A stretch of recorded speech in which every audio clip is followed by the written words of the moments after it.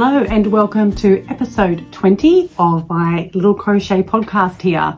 Hello, my name's Jenny from Inmysparetime Crochet. If you're new here, welcome, and thank you to my lovely group of subscribers that continually come back week after week, like, comment and do all the things. Thank you very much. I appreciate you.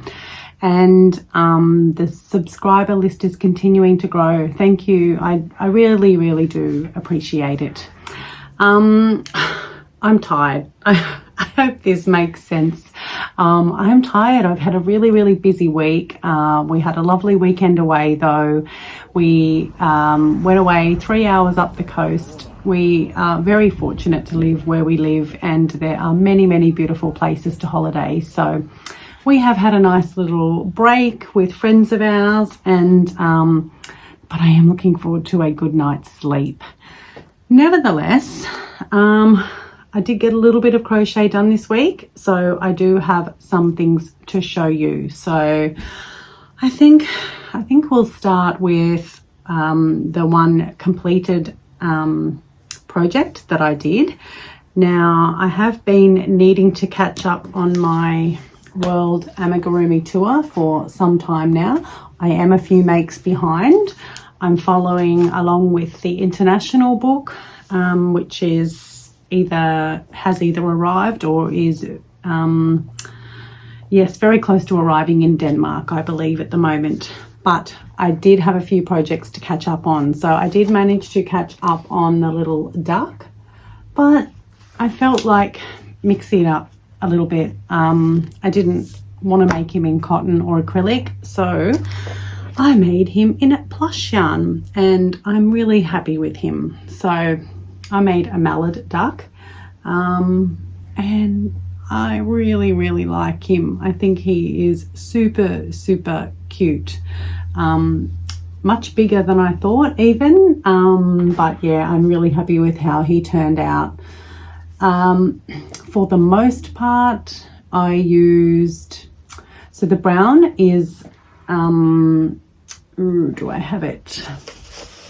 The brown yarn is Teddy Bakery yarn in chocolate, I believe, by Kylie.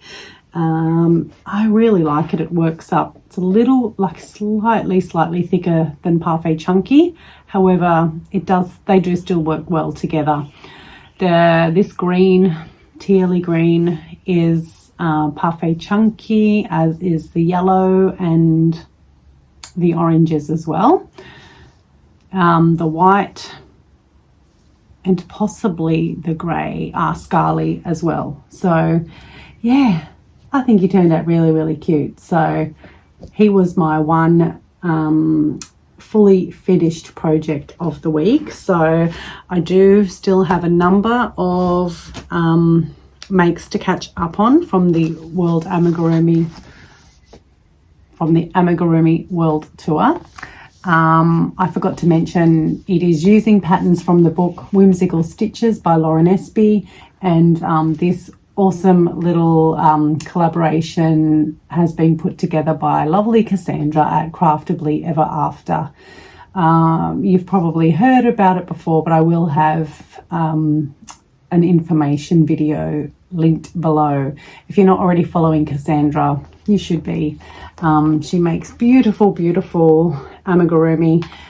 She's also taking part in our Year of Granny Squares Cal as well. So that's awesome to have her along for the ride too. So yeah, I will hopefully have at least one more make to show you next week for the Amigurumi World Tour completed. I did start another amigurumi piece, however I just ran out of time, and this is, speaking of Cassandra, this is her pattern. It is Swim Time Sammy the bear. Look at him. He is very cute. I'll see if I can pop another little picture in here which might give you a better indication of the size, but you know, in true Jenny style, I decided to make it in plush. So Sammy is not finished, but he's not going to be small. He's going to be quite big. But again, using this Teddy Bakery yarn, it really works up very, very well. The other thing I meant to show you, if I can find them. Hold that thought. The other thing that I thought I would show you is, well, you can't see inside, however, inside his legs, because he is a little bit bigger, I didn't initially, although I went back in, pulled out the stuffing and then added them, are these little foam bendy curler things that you buy for your hair, and then you wrap your hair in it. I sometimes use these in my amigurumi, usually like inside a neck piece, just to help give it some stability. But yeah, I added them inside Sammy's legs just to give a little bit of extra kind of support, I guess. So yeah, and then I just made sure that I popped the stuffing around so that you can't actually feel the little rollers there. But yeah, just a little tip. In Australia, you can pick these up from Kmart, like a hot dollar type shop, probably reject shop as well, but I'm sure they're readily available anywhere really. So yeah, but yeah, so Sammy's not finished as yet, but he will be finished soon. And I'm considering, so the pattern comes with a little floaty and little like swim shorts, which is very, very adorable. However, Cassandra has done another pattern for a little vest, so I was thinking I might actually make the vest for Sammy, but I'm not sure. You just have to watch this space, I guess. I do hope to have him finish this week. It's just going to depend on what else I'm doing, but yeah, I don't really want to keep him because I don't want him to, you know, be forgotten about. I want to get him finished, so hopefully this week he will be done. Okay. Now, if you've been here before, you would know that I'm also working on a project from the Mix and Match Modern Crochet Blankets book by Esme Crick. I had previously done 4 strips, I believe, and I am, so there's 100 different patterned and textured strips that you can use to create your own unique blanket. But I really liked the look of this one here, so I'm making one pretty much exactly the same as that, although probably just altered slightly because of what I have available in my stash. So this week this is not quite finished because I need to make it a little bit longer, I believe. And I am going to have to try and block it because it's a little, I don't know, and I think that's just because of you carry the yarn up the side, which I like.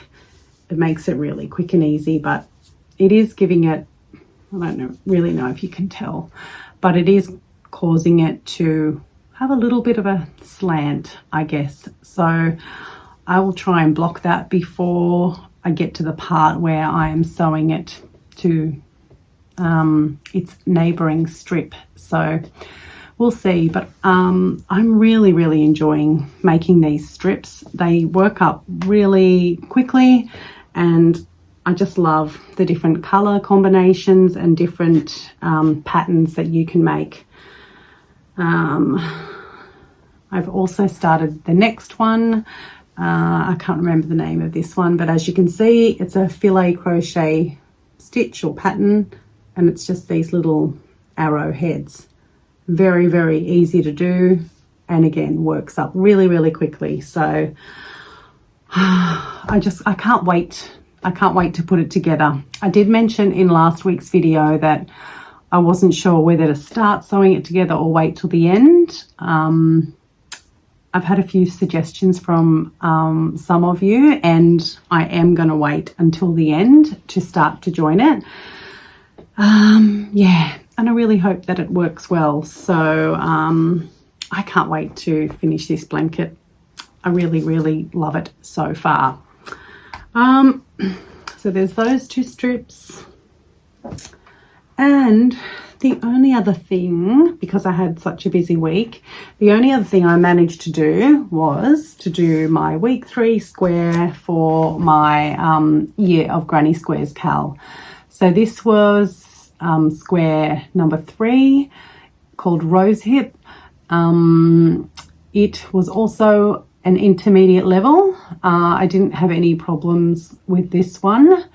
Yeah, it's really pretty. I like the colours. So that's 3 in total that I have now. But I like, and they are coming along great. They're coming along really well.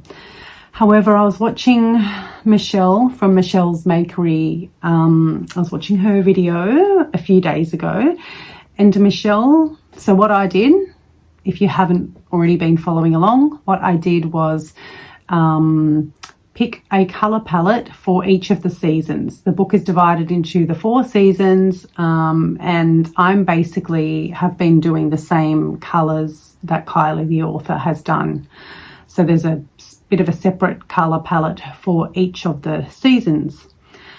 Now, Michelle, she chose, because you don't need any more than 7 colours. The most colours that any of the squares have is 7. So Michelle just chose 7 colours, and she's using those 7 colours for the whole book, if you like. And that got me thinking that I sort of wouldn't mind doing that as well. So far, there's been the green and the yellow, which are different brands to this other acrylic that I'm using, and I haven't really enjoyed working with them, particularly the yellow. So I am actually contemplating starting again with a new colour palette and not sticking to the ones in the book. Just picking colours that I like, that I think go well together, and starting again. So I think that's what I'm going to do. And Michelle and I were exchanging comments, and I agree that while we're only 3 squares in, I think it's probably the best time to do it now. I don't want to regret it later, you know, to be like halfway through and wish that I had have changed my colour palette. So I think that's what I'm going to do. But yeah, either way, I've really enjoyed making these squares. I've not run into any problems so far. If this is your first time hearing about the Cal, or even if it's not, and you've just been watching and you've sort of been admiring everyone's squares, then feel free to join. You just need to have access to the book. We have a little Facebook group. You don't have to join it, but you can. And it's really, yeah, we're all having a lot of fun so far. So feel free to join. The more the merrier. Yeah, but that's it. I feel like that's it. I think if I even get a video up this Sunday, plus having got my one up on Thursday night, I think that's a real accomplishment considering how busy I have been. So I will wrap it up there. Just a really quick video tonight. Yeah, hopefully I will manage some more crochet this week. My weekend is not as busy next weekend, so I should be able to get a bit more done. So that's going to be it. I'm going to just wrap it up there. Thank you very much for being here. If you stay till the end, I like to know if people stay to the end. So a little love heart or something, if you manage to stay to the end, would be amazing. Thank you very much. I will see you in Thursday night's video, doing my weekly wrap up of the Granny Square Cal.